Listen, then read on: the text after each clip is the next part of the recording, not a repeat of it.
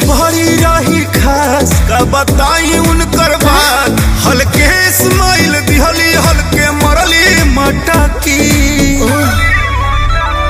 दिल चोरी करके अच्छा दिल चोरी करके ले गईले भौजी तोहर छोटकी। दिल चोरी करके ले गईले भौजी तोहर छोटकी। रहे नैना दुनो नसीला ओह पर केस बड़ा घुंघरीला दहिया हल्के रहे मुटकी। अरे दिल चोरी करके ले गईले भौजी तोहर छोटकी। दिल चोरी करके ले गईले भौजी तोहर छोटकी।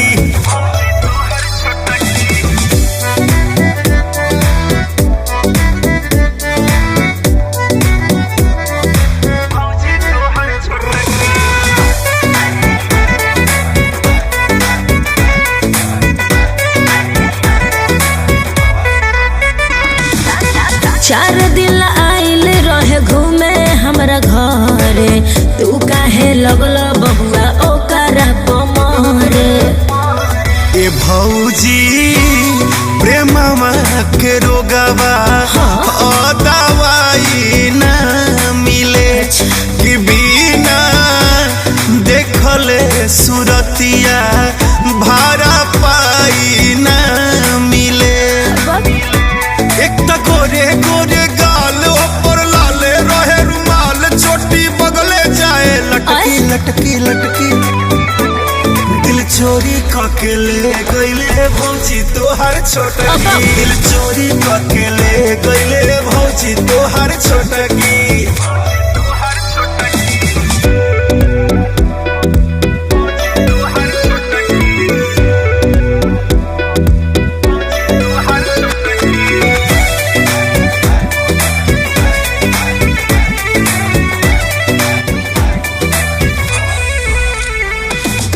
शांति से रहो मत खोला तह तह के।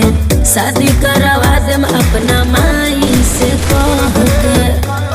ए भौजी हमारा पजादी एहसान करबू मिली गिफ्ट जवन हमारा से डिमांड करबू।